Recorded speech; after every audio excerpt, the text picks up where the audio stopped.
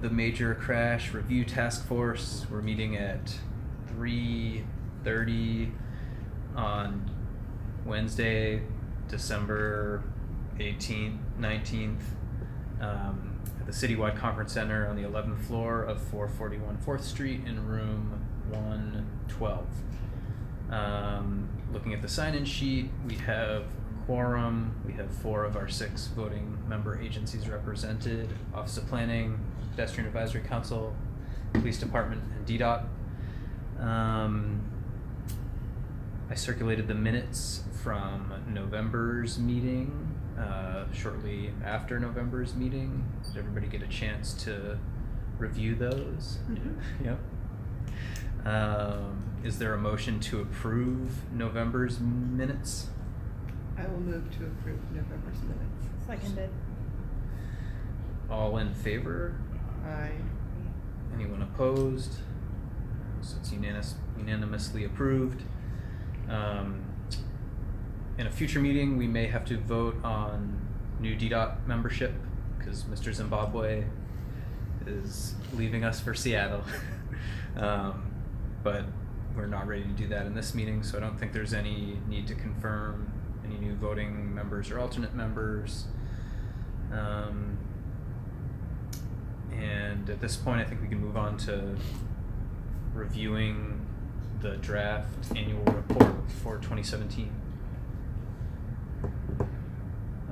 So Kristen has it up on her computer, and we talked about that we haven't made, other than dropping it into the DDOT report format, I wasn't able to do as much wordsmithing or editing as I was hoping, but I think we'll have more time for that in January. Hopefully, we could have something really near final at the January meeting. This is on your SharePoint thing. Can you put it on the Dropbox so the rest of us Yep, can I can do read that. through it and kind of make You didn't send this out? No, I did not. And so, yeah, this is actually just on a flash drive right now, but I can upload it to Dropbox, and I'll email it anyway, just in Word, so Yeah, that's Helen fine. can get it too. But yeah, so far we have about 5 sections, and the background and purpose is the most fleshed out with a lot of what Eileen wrote already, which is kind of, the description of the task force in the statute and the purpose of it, why we're meeting, and what kind of crashes we're allowed to review and when, and that sort of stuff. So there's probably not much to discuss, and I can finish that section pretty easily. Then the next section is about MPD, so kind of more background, and so far it's just what MPD shared about sort of the protocol for what the major crash unit reviews and steps they go through. So we talked about how that should be good for context so that the reader understands what the major crash unit's purview is and the type of investigation they do. So we can add some framing to this, but I think we have a lot of good steps to the process that are probably unclear to anyone who doesn't know right now. But yeah, after that we get into findings, which I think is the big section, kind of summarizing all the crashes we reviewed and themes we identified and that sort of stuff. So this is mostly what Eileen put together at this point. And then we talked about how in the appendix, we probably have like this in the chart format, and then Eileen was working on, the actual kind of summary of each crash. Yeah, I have straight from the email about impaired driving and ignition interlock specifically, so I can put this stuff into paragraph format. That was also some interesting context just about the status and kind of current low enrollment in that program and some of those issues we talked about, how much discretion the judges have, given that the law seems to mandate that it's on your first offense, it's a mandatory thing.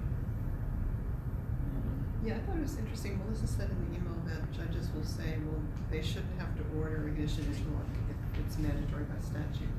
The DMV should just be able to do it to enroll them. And I actually never thought about that. I don't know how it works, whether you have to have a court order to enroll. Yeah. So we can talk about that with Bridget. Mm-hmm. Yeah, it seems like a really complicated program to administer with lots of unintentional loopholes, I think, for someone to avoid actually having the device installed.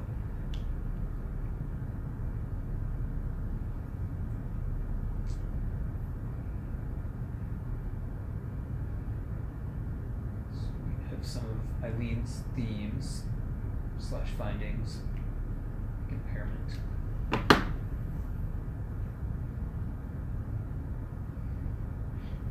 Does MPD have a concern about listing the fatality numbers in there as part of like a public report, or is that? Yeah, I put them in there for us. Yeah. Like the case number. Well, crash these are the numbers. death numbers, Right. which aren't otherwise reported, are they?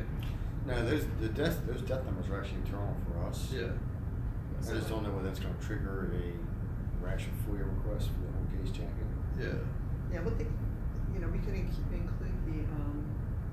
in the The public CCN. one, the CCN number, because that's public. Or, I mean, I don't know if you want to take, do we need to put all death numbers and CCN numbers? I would just say 9 out of 10, 11 crashes. Yeah, but I guess I could go either way. I mean, I guess what I'm concerned about is you make another 100 FOIA requests for the entire case jacket for Right. those people now. They're like, oh, I want to see all this now. And reading a report, maybe there's an attorney or a law firm or something.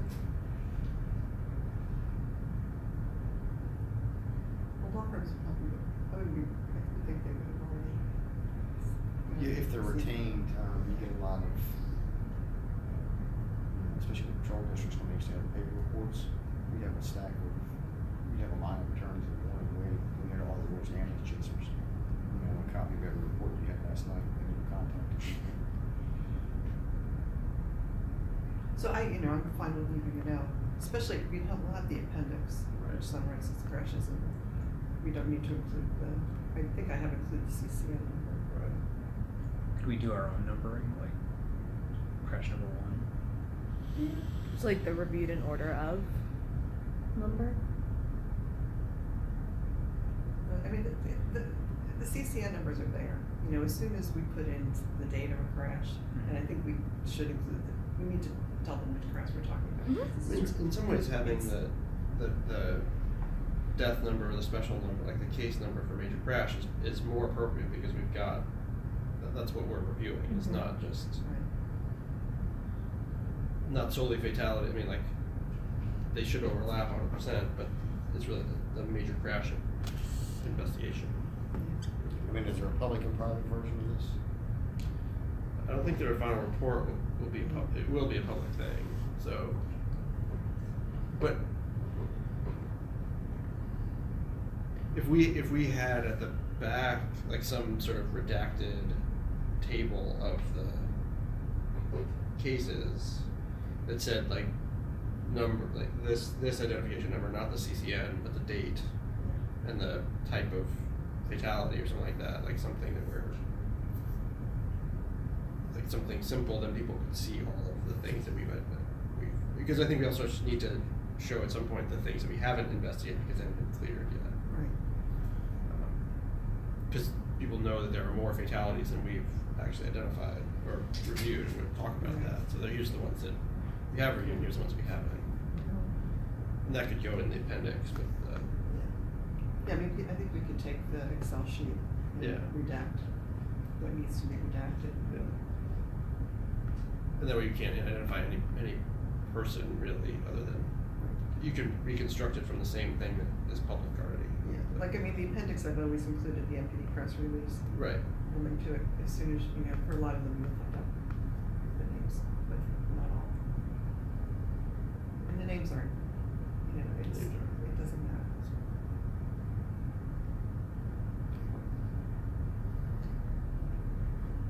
So, I'm just thumbing through this quickly. Is there, I don't think without reading and or fleshing this out more that there's a lot that we probably can discuss, right? Yeah, not really. It's just needs to be written, which I need to do.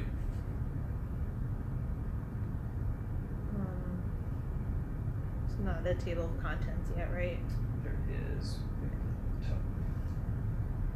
So from my perspective, the next PAC meeting is January 28th. Mm-hmm. And it's, I'd be going back and forth on whether or not I absolutely have to have approval, but I think on, based on reality, I am the PAC rep, and if they disagree with the policy recommendations, they can replace me. So True. I would rather have the PAC sign off on the recommendations. But that would mean, I would like to have, as much time as possible, so if you finish it sooner, if you have downtime, you finish it sooner, not get it to me by the 21st at the latest, so we've got a week Okay. to review, and I don't know what. We can try to, we could do the same for the back and Mac. Yeah, I think the back meets earlier, like January 9th. Yeah, I can pull that up actually. I don't know about the MAC. But as long as they get to see a draft, before it's final for sure, then. And then we probably need to start talking about, setting up for continuing.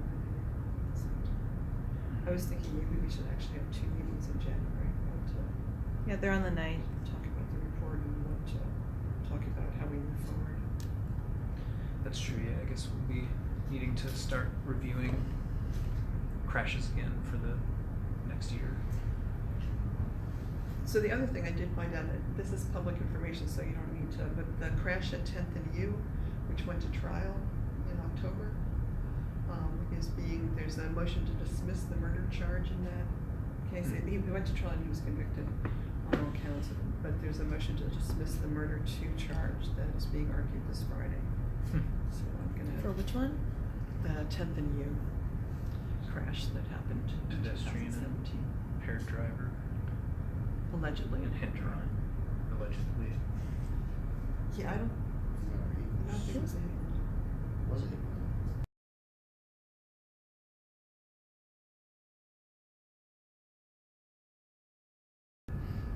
So where were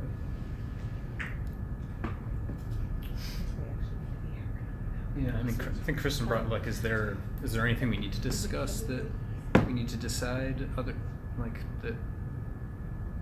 than just needing to do the wordsmithing and writing of the report? Eileen was asking if there were any recommendations that DDOT or any other agency, I guess, were thinking of outside of what we've already listed down. DDOT and FPD, I guess, would be the ones that haven't really weighed in. As far as recommendations, I don't know. I know looking at, our kind of standpoint is that the impairment is the issue. I think everybody's in agreement if you look at the numbers. But in response to that, MPD has, over the past 5 years, increased the number of impaired driving arrests we've made each year, which is against the national trend. We're going up, the national trend And that's goes because down. of the training. Yeah, which a couple things we were related to. So I don't know, other than outside of, an enforcement standpoint, I don't think there's a whole lot more that we can do. I think it would have to go more towards education and information. We've got a different approach to that. Enforcement will kind of full throttle on that. And to get, more traction, we have to go somewhere different toward, I always say on the education side of it, you know, as much as you can do on the education and the outreach. Yeah. I think last time we also talked about whether there's impediments in terms of the law actually getting applied correctly, like we just talked about with the mission interlock. So talking to the OAG might give us some insights that you guys just, you know, you don't have necessarily. Not that anybody's doing anything wrong, just. And that's certainly anything OAG applications or, you know, that would definitely be, or I'm sorry, interlock applications, not an MPD, Right. definitely OAG, DMV.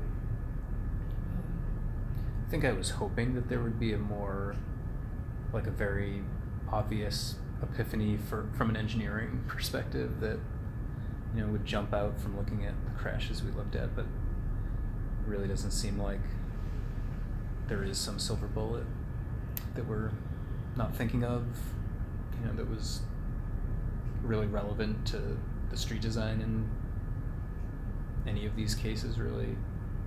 I think that Well- lighting in a couple situations might have. Yeah, I mean, there are, I don't, can you guys, when you go on Dropbox, can you get access to the appendix that I created? Because I've also put some, like, specific recommendations there, based on what we talked about.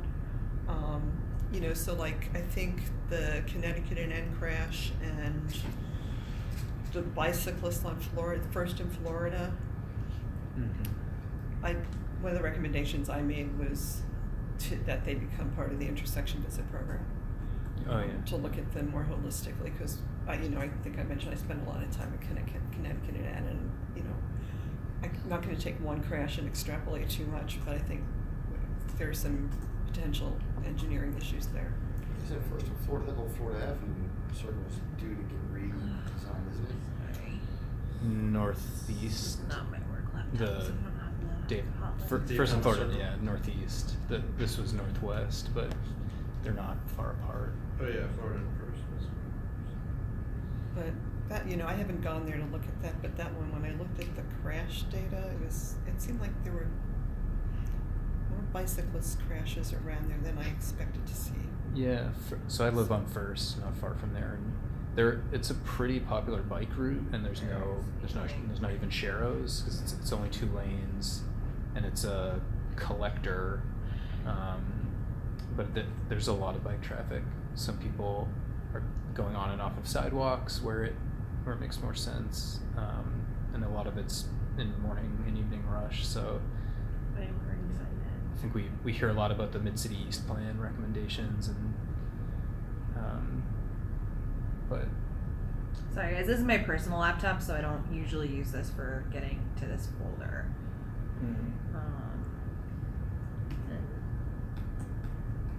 And we don't necessarily need to look at today, just, Yeah. you know, it occurred to me since I don't know, maybe it's, I think I can get to my personal email too, since I did the first time.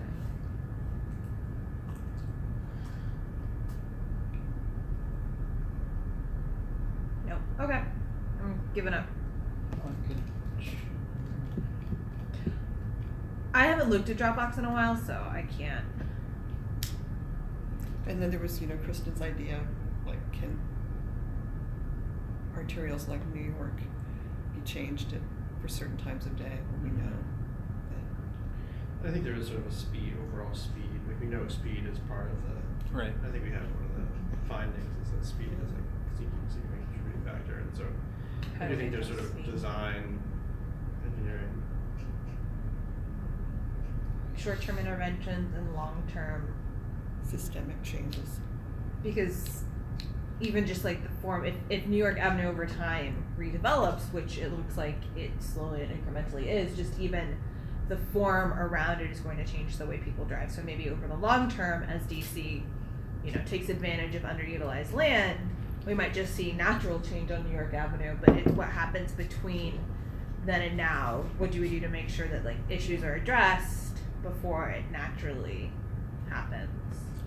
But even still, like the point we've been making, like if New York Ave's all built up at 3 a.m. when there's no traffic, and if it's still 6 lanes, the super impaired driver Yeah. isn't gonna care what the built environment looks like, I guess, and they're There's still cues you take from it. And I do still wonder about, like, you know, kind of speed as a proxy for impairment. Like, we don't look at automated enforcement records as part of this, but maybe we should start doing that.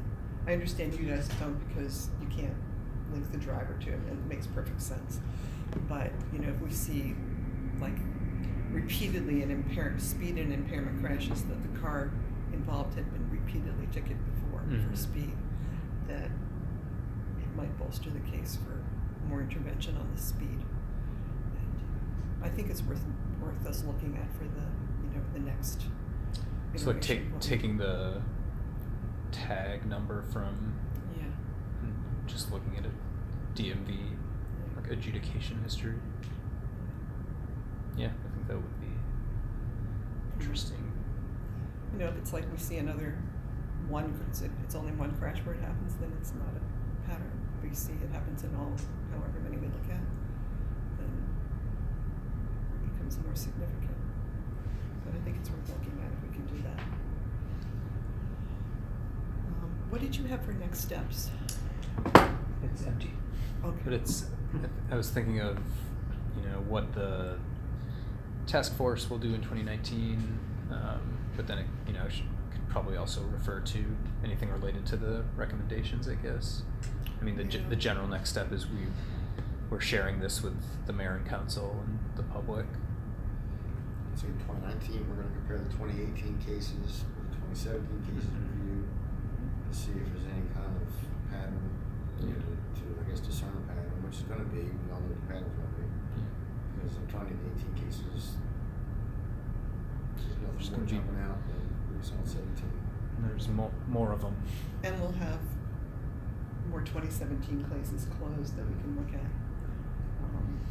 which may give us a even better basis for pushing more on impairment, because a lot of those, the ones that'll close are ones that have been reported, but we haven't seen a lot of those.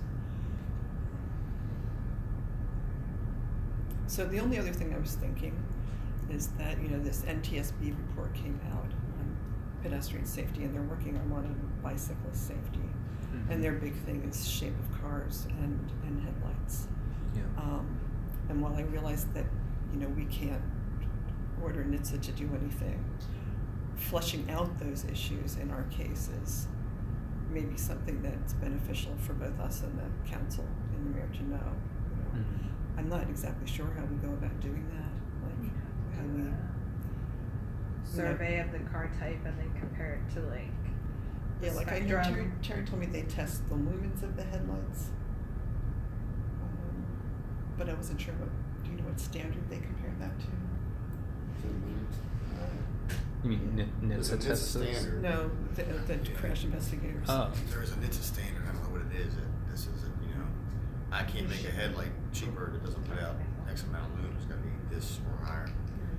That's why I think about that. I mean, is a possible area of recommendations like DMV requiring more stringent things than Well, that's the federal government says it has to? Yeah, that's like we'd need the OIG or DDOT's legal counsel, I think, or MPD's legal counsel for that, or DMV's. So Because the question would be whether or not the NHTSA standard preempts any regulation by DC. one of the things that we don't have in the district, and it could be something that could go onto a DMV checklist, is we don't have safety inspections.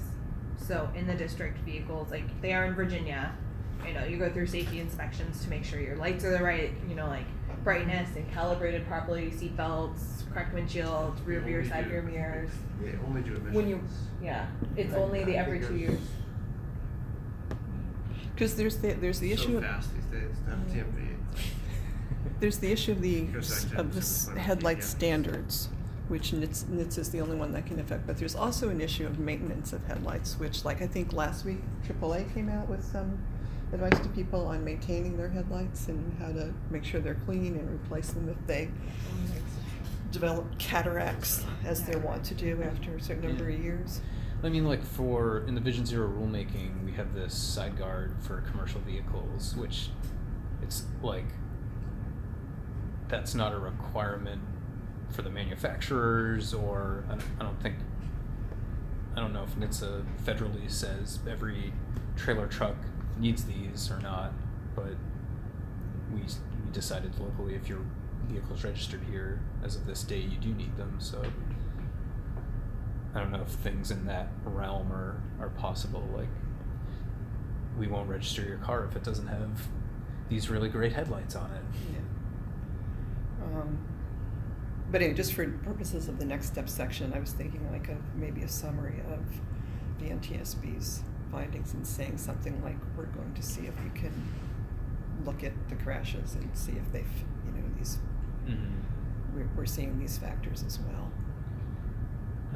The speed study too could probably. Yeah, speed study too. And I think that makes sense. Like if we do the comparison of mode share versus fatalities, and that like the pedestrian NTSB report is relevant because we know pedestrians are Right. overrepresented. Fatalities per trips taken. Oh, we didn't get into the crash review day. Of the what? The regional target setting for fatality, safety target setting, which, the region's seen an increase overall too. Yeah.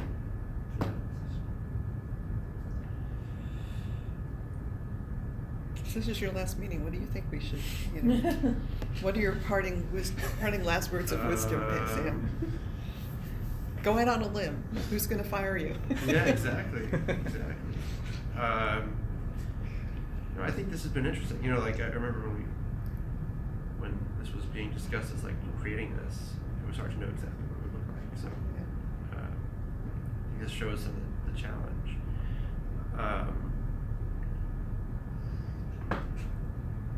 I keep on coming back to the amount of information we get about these fatalities is great, but the number that we can investigate like this is so small compared to, so it's still sort of random. And it feels a little bit random. Like there's all these serious injuries or other things that we just don't quite have good enough data to answer some of these questions. Like we probably have some, but the level of definition that we're able to get to with these about speed and intoxication and all those other things is so important for thinking about how to, I think if we really start to get to that serious injury level, you'd start to get more of the patterns of how it all is working. And that's just can't be done right now. I don't know if it can't be done because, it's going to be harder, but we've, in this past year, we focused on fatalities and we did a few of your special circumstance cases, but not very many. But it might be, more productive if we look at equal numbers of both and see how they play out. So that was something that came up at the pedestrian committee on Yeah. Monday that I thought I hadn't actually thought about before, is that we don't, and it came up in a conversation at a different meeting yesterday about how crashes are classified and what makes a criteria for just, a crash, a minor injury, a fatal, like a major injury, and then obviously fatals are fatals. But the nuance of what counts as a minor injury versus a major injury, and A, understanding that, and B, maybe starting to look at major injuries a little bit more too. Like we could, I say we could, we all have limited time. That's the main obstacle, but. Usually it's about whether you're transporting. That, but you gotta also remember too, in probably 67% of cases, everybody gets transported because they're gonna be like, I'm hurt. Yeah. I'm hurt. Right. I'm in the hospital. Whereas I feel like the other way around, like, no, my Wasn't my fault, fine, let me go home. So we have to look at when we're gonna take a case, because we have very limited resources. Mhm. And the amount of injury cases through the city are very high, because there's a lot of crashes. If it's a permanently disabling injury, or an injury that's gonna has a potential where somebody's walking that line where, if the doctor says the next 42 hours or 48 hours are critical, if you live or die, then we're gonna take the case. But, if somebody has a broken arm, or broken wrist and steering wheel, we're not taking it. And I guess the question is, like, It's- to a layperson, is that I would count that as a minor injury. Like a broken arm is a minor Well, injury. To me, that would be a bad injury, but. But from like the Standard. do I need to be hospitalized and have like to me the threshold Right. would be Serious. I go to the doctor, I have a bone set that sucks, but that's a minor injury for at least for me at my age. In terms of like Life or death. long-term Huh? outcome. Yeah. Whereas a major injury is I have an injury that's critical enough that they're going to rush me in an ambulance to the hospital, either take me to the ER right away, and like kind of that threshold of. But my If you my have- bigger question is, do we have definitions for all of these that are like No, messageable? I think there's too many, in my opinion, this is not anywhere And then where it's that goes written to down or. how are things are classified. But there's a lot of variables that Terry and I work through. You know, when we go to the scene, one of us usually go to the hospital. Second, Mhm. we go to the scene. We'll get to the hospital and they'll say that the person's banged up, and they may even be talking, which he and I both know that it's not necessarily a sign that this person is critical. Whereas Right. a lot of officers are like, no, he gave me his name on the scene. He was talking to the minor. It's fine. We'll look at, you know, what's the doctor telling us? Okay, Mhm. he has an internal bleed somewhere. We don't know where it's at. How much blood they've given him? So we know.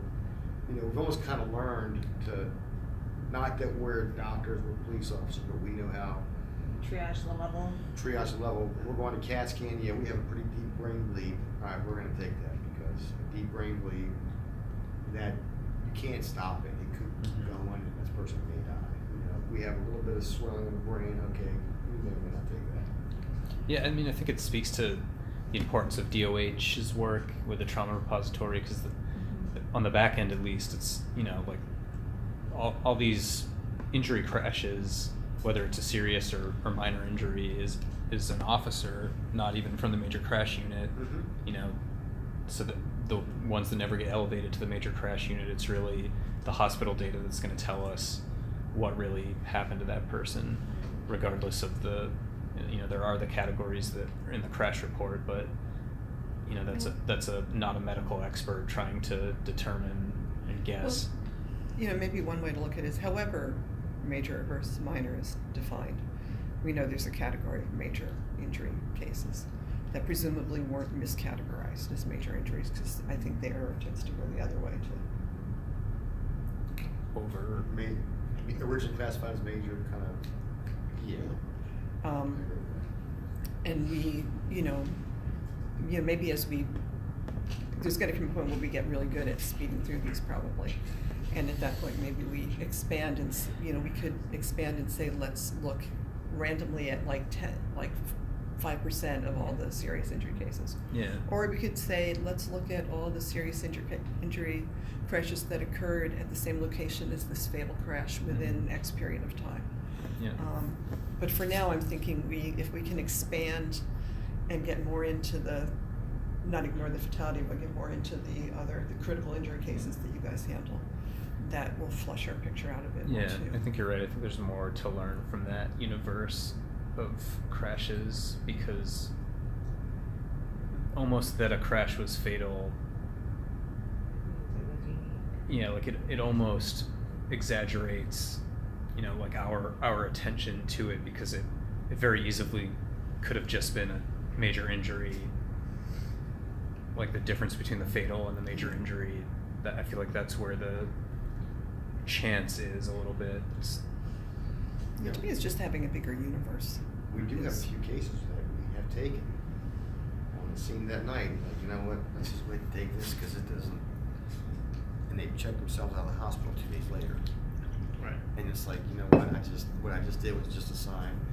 Eileen, a case is going to take her 60 man hours to work on to get completed. Right. That could have been done in a 4-page document. Right. You know. But still may give you insights that you don't otherwise get. Yeah. You know? It's kind of like there've been these like 2 or 3 crashes on Connecticut Avenue where it's like speeding driver flips over and Yeah. minor injuries all around. But you Yeah. kind of look at the crash and go, well, you know, had the driver who flipped into a bus stop when a pedestrian was waiting for a bus, you'd have a fatality. It's not. I think those are good examples, like we see from, you know, incident reports through like the operational people at DDOT, or I see FEMS tweets about them where it's like overturned vehicle and they had to extract patients, but it never made it to major crash, and so we know nobody died. Not sure, if you were to look up, find that date and find the CCN number in the crash data, you could hopefully learn more about that crash. But yeah, I think there's, like Sam was saying, like there's so many serious injury crashes probably that we just don't have the details readily available. I think what's hard, but I don't know how to structure a recommendation. Like, I feel like there's a recommendation, there could be a recommendation. I know this might be hard for MPD, but like that major crash needs more resources to be able to do more investigate, like to take on more cases. Because it's valuable, like the work that you all are doing is valuable, and so like that can be a recommendation from this group. I think the thing is, like, it's hard to know what the next, like what that means, because we can't go to every serious injury crash in the district. That's just too big of a scale. But it might be that something else, like, we still have to define these pedestrian and bicycle priority areas or something like that. Like if major crash had additional resources, and every serious crash that was in one of those, or like on specific corridors where we've had a number of fatalities, we said, hey, these are important places where not just the fatalities, but like we need to know more about them, like, or I don't know, like something like that. We could maybe make a recommendation around additional resources for what end to take on another set of crashes. I think if I could, I like what you're saying, but if it were me making a request through the police department, they says, well, what would you want in your unit to help out? I would create, which we had in the past, traffic unit was probably 60 people back 20 years ago. Yeah. We had the major crash detectives. Yeah. Below that, you had a pool of police officers, and they had to do detectives, officers, because of a union issue that were the accident investigation unit. Okay. Which didn't have the level of training as sending them away for 6 weeks to get treated. Right. But they are going to be above a regular patrol officer. Right. If you had something that was serious in nature, they would go out and assist the district and maybe take the case to prepare the report themselves, and you would get a lot better at scene investigation, and you would get a lot better information on the return side, causation, versus a police officer who has 2 more calls waiting after this one. He's going to go to the scene, get your name, what happened, check. So, I mean, if that would be an option, if we're going to ask for additional resources to traffic division, I mean, that would be something I would say, we need to bring that back. Yeah. Because this is another, 20 people or 21 people. I would do 5 or 6 on each tour that are available to say, okay, at First and K Street, that there's a serious accident, we don't know whether a major crash is going to be needed. Let them go out there and be like, no, it's not going to be a major crash case, but we're going to do this, and we're going to do like a major crash light. a major crash light. We're going to do the accident report, and we might give you crash. Yeah, we're going to give you like an additional documentation saying this is what occurred. This is. I mean, I could see like maybe something like that also being triggered by the age of the people involved, the injured people, because we've had older or younger. Yeah, because of the potential for the older person's minor injury to come and turn into something more major. So if you have somebody who's at a level where they can kind of look at it and with more expertise. Our older victims, we look at it a lot harder, because the older we get, the more fragile we become. Right. And the resiliency's not there. We may be fine for 2 days, and something happens. Yeah. So I guess my question is, if we did make a recommendation like this, would MPD come back and say, you've said it, your thought, would they come back and crush it? Or I think that, I've asked for more people. I know that folks above me have garnered the idea, let's increase the size of that unit. But when you're dealing at the chief of police level, when and this is just me speaking, this is not anything. It is. I mean, if I'm the chief of police and you're asking me for 20 officers to go to, traffic division, I might say, my homicides are up 47%. I got people getting shot, killed in the street, and I'm gonna take 20 people out of patrol. So it would have to be additive. It couldn't be like a zero-sum game. You would need literal new officers. But I think if the Well, I mean, again, traffic division, people think that's a huge, I mean, you've been to the building, right? I haven't actually. Right. Okay. Uh-uh. It's a historic building, and It's very cute. Where is it? It's right in Fifth in New York, isn't it's a little house. Pull it up and look at it. Safeway there. so, like I said before, there used to be 60, 70 people assigned to that building, and that's all they did was traffic throughout the whole city. Their tour was not to go out and answer the shoplifting call. Nope, okay, Jonathan, you're going to Connecticut Avenue, you're running radar all day, and that's what he would do. New York and Fifth? Which, in my opinion, how it's supposed to be. But right now, there's only 18 people assigned to that building. How did they all fit in that building? Shifts, they all had different shifts. And then you gotta remember too, back This then, one? there wasn't anything around it. Right there in the Yeah. triangle. With the police Yeah. cars behind Yeah. it? Yep. I mean, see, isn't it cute? That's a police office? Uh-huh. Mm-hmm. Oh, Historic, it was built in 1903, I believe. did not know that. So Maybe much we- by But their, nothing like- was around there. None of those buildings were around there back then, other than the row houses behind it. Mm-hmm. So now, like Jonathan said, where are you gonna put them all? That's a good question. We don't know. If we got more people. Build up. Yeah, he's built up. But that's how, I mean, if you look, see all the bars on the windows in the Mhm. back? There's 28 cells in there. Right, I'm What? sorry, 18 cells for drunks. Wow. Oh. They must be really small cells. Right? Two layers, 2 levels. You've been in there, haven't you? I haven't been in the cells. Never seen- But I've been in the building. I've seen the cells at the second district, they're not very, like, I wouldn't You want to don't be in one over a They're weekend. not luxurious. No, and that was, You just always see like the crime dramas where they're like these big, larger.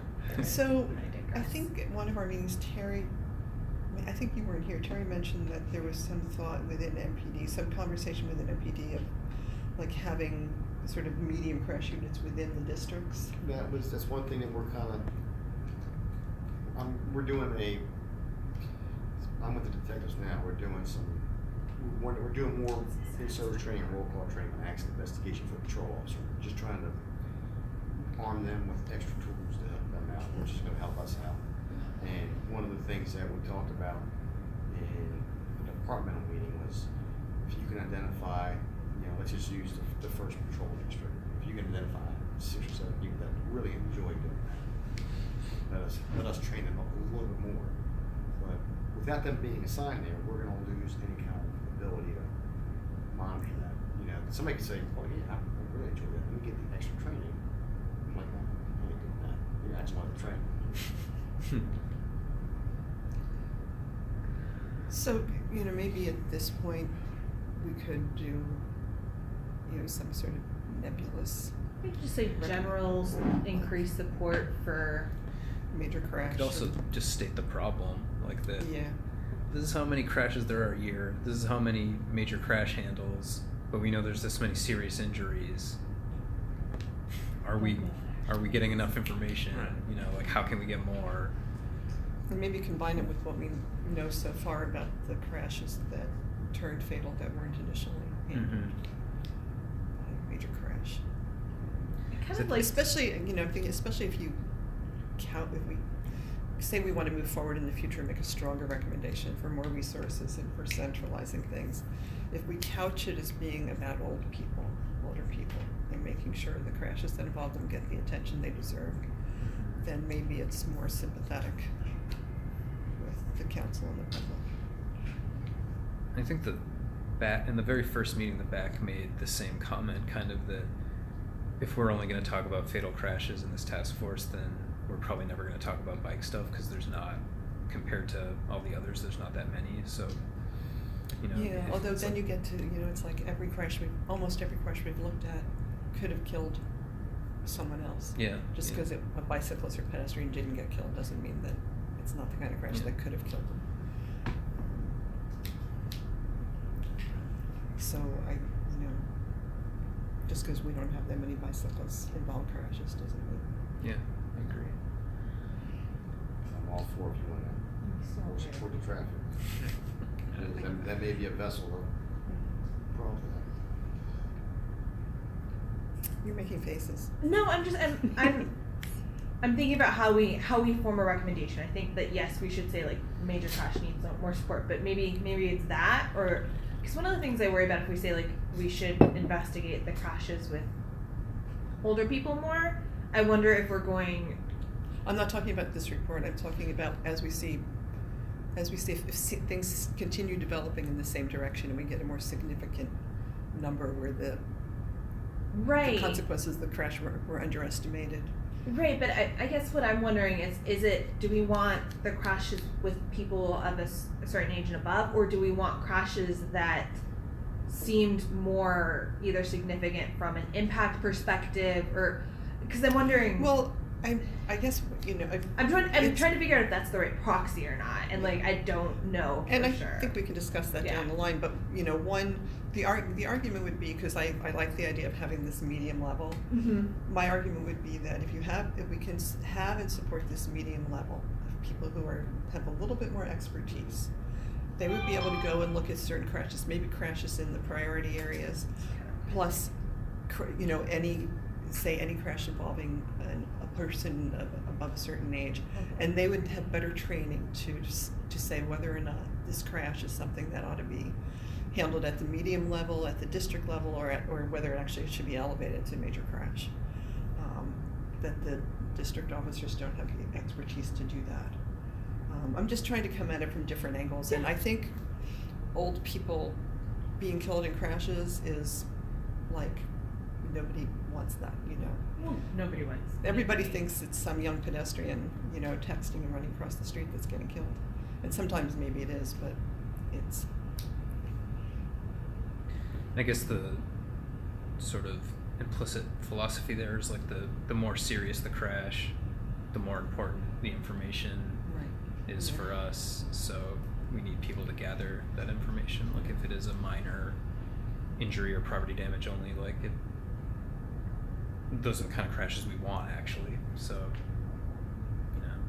this group or other like Vision Zero activity doesn't need to be investigating property damage to a vehicle necessarily, but the medium but- crashes where we're missing It's like out if the on. vehicle had property damage because it bumped another car while parking, we don't want to see it. But if the vehicle has property damage because it was going 50 miles an hour down Connecticut Avenue and it flipped over Mhm. and landed in a bus stop, maybe we do want to see that down the line. But in the meantime, maybe we should just try to. That's a good example though. If we had the medium crash unit, would they respond to that or not? Like, is it only based on the injuries? Like, if somebody came away from that unscathed somehow, then That's what I was thinking about, is like if there's some other metric for severity of crash that isn't just whether or not someone got hurt, because some of these crashes, it does seem very fluky whether or not someone does get hurt, or like the crashes that people walk away from and you're like, how did that happen? So I wonder if it's just a severity of like how much a car crumpled, but that's also dependent upon the car build and type and if it was supposed to. Most cars crumple pretty easy now. Yeah, Designs because and it's supposed to. crumple zones, yeah. I feel like the overturned vehicles are a good example where it's like we see those reports and it's like you must have been going pretty fast to roll your car somehow, like in the middle of Momentum the to do city. that. So, but maybe they didn't get injured and no pedestrians are around or something. And so like that never rises to the thorough investigation level, but it seems like a So high maybe- speed, violent, traffic incident. I know one of the biggest problems that we run into is that even for a patrol officer, you would think somebody who sees this more than once will start to kind of, let's bring it down a notch. When they get on the scene and they see carnage, wreckage, oh my God, these cars are smoking or car major crash. And they make the call, one of us has to come in and the detectives are coming from home, it's the middle of the night, and you get there and one guy's, the other girl's got a broken foot, and you're like, just because you saw this Right. Doesn't mean it's a major crash. So what's supposed to happen is the supervisor's supposed to go to the scene. But I get to that and say, you know, or the launch command, like, all right, you know, with this, here's the injuries. I've got the information. This is definitely something. But that may be something where you get notified by, you know, via the call-out system or the on-call or whoever's working that per the launch commander for that district, just going to be an accident investigation unit case, AIU case versus a major crash case. And I feel like if we, the information we would want to know about a case like that, really, like I think at least from DDOT's perspective, is like, were you actually going really fast? You know, because it's like we want to know how were you able to achieve flipping your vehicle on this local street or something. Like, you know, even if they don't have injuries, I feel like it's really like that's the only information we really want to know that could inform engineering. It's like, why were you able to get your vehicle going? Keep in mind too, Timmy, just something just to put in your head to don't lose sight of. Let's just say it's a single car. We use your example on Connecticut Avenue that rolled 2 or 3 times. It doesn't hurt anybody. Yeah. Guy gets out of the car. Obvious you were speeding. Now, are we gonna be able to get that speed? Right. Maybe not, because I don't have anything on. I don't have skid marks. Yeah. And I can't get a warrant for the car to download your data recorder, which would tell me exactly how fast you're going, because there's no criminal charges in place on the person other than your speed and you lost control of your car. So that may be a little harder than, maybe, it may sound easy talking about it, but there may be some obstacles that we gotta look through. Yeah. Well, I wonder if, you know, not for purposes of you taking Crash or for us even looking at it, but I wonder if there's like a way to amend the crash reporting system so that there's like a checkbox if a car flips over. So we could get a better sense, as a start, to get a better sense of how many of these there are and where they're occurring. I think there is a rollover checkbox on that. Drop down. It might be, if it is there, that might be an interesting way of looking at the universe, where it's happening, where they're happening. That's another one I wish that you didn't need a warrant for criminal activity, or like, can we make it criminal to flip your car? You know, like something like that, where it's like, hey, you did something wrong if your car ended up on its roof, Well, or I maybe mean, somebody you know, else did something wrong. It but is, I mean, arguably there's a reckless driving charge there. Because they would have, even if they only hurt themselves, they would have endangered other people. Unless they're doing it on their own private racetrack, in which case, you know, we don't care. I mean, and I know you got your hands full and you have to make decisions based on your priorities. But, you know, I think some of this stuff we have to kind of build up to. Mhm. And as a first step, if there already is a checkbox on the form and it's possible to manipulate that in whatever data DDOT gets and figure out, you know, how many. We started informally tracking overturned vehicles, but that, like, literally right now it's from the email notifications from ROPE or whoever, and FEMS maybe sometimes. But yeah, I think that is a really good, it's a big window into more information about dangerous driving. That Sometimes cars roll over the weirdest reasons. yeah. I mean, you just, the weirdest reasons are more like just to roll up on a bumper and roll over. I've seen that. You're like, how did that happen? You know, most of the time it's speed, but it's sometimes just the weirdest thing for the car. Well, I mean, that's, you know, that's kind of scary from the perspective of how the car is made, too. Mm-hmm. Probably more of an its edge issue, but. It's, Vehicle safety could be in our purview still. yeah, I mean, it may be that we can't, you know, we end up not being able to actually do anything in DC, but just having information about the problem can help us. So I don't remember, were you in on the checkbox discussion before you left? The what? The checkbox discussion? For So overturned I asked vehicles. whether there's a way on the crash form to figure out if a crash involved a rollover. I'm pretty sure. I'm almost 9% sure.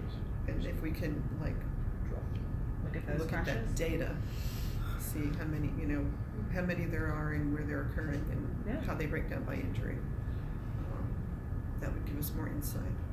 I guess, you know, our statutory jurisdiction is only the crashes that major crash handles, but that doesn't mean we couldn't Mhm. change it or even maybe expand it a little bit on our own. If we expanded our membership on our own, expanding a little bit. But again, we get back to how much.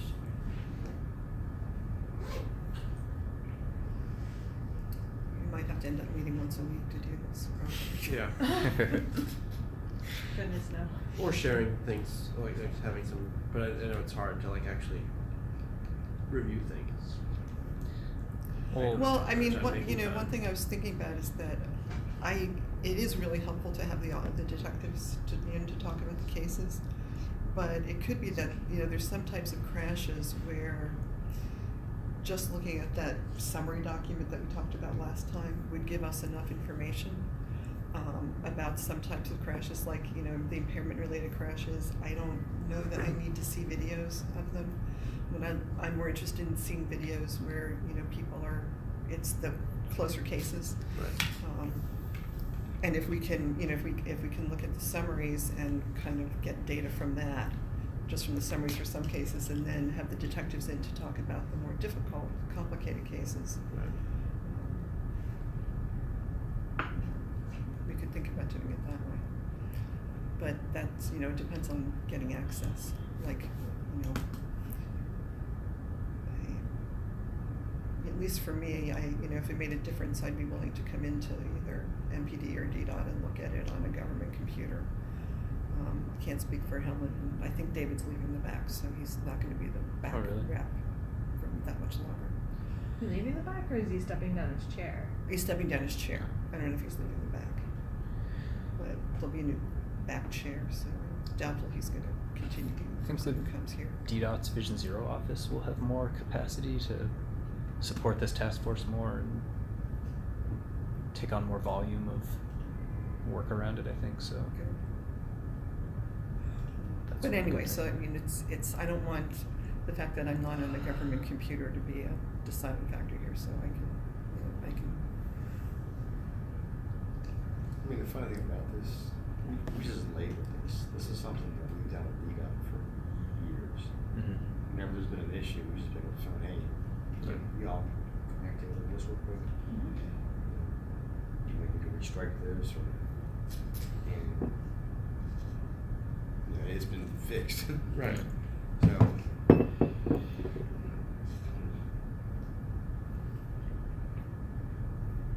Well, And that's where like some of the systematic, like this work could hopefully help identify if there are systematic things that could be addressed, whether that's enforcement, whether that's engineering. But I think it's hard. In 1 year is also hard to do this. Like 15 cases, it's just hard to. 16, whatever. It's hard to draw those kinds of big conclusions. I think we're sort of right to say there might need to be more time in doing this work, but that might still, like, this is still valuable. There might still be things that emerge. certainly, I think we're fleshing out issues that the council at least is probably not aware of. Right. Even just the fact that the data is probably overestimating negative Right. responses on speed and impairments. That for me is actually a big thing. That's not something I knew. And we may get feedback from the council on what they're most interested in seeing.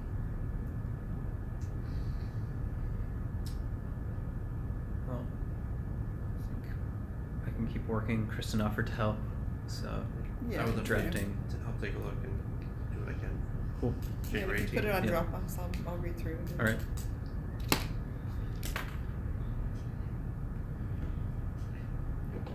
And maybe we can, hopefully the AG can come to one of the January meetings Yeah. and get more. Okay. Is there a motion to Motion to adjourn. adjourn the meeting? That. Seconded by Kristen. All I in think we should keep favor? going. I'm a nay. One opposed. It's not 5:30 yet. No, and this is the last time I'll probably have a meeting with Sam, so you know. Yeah, milk it. Could be. Schedule yourself in a.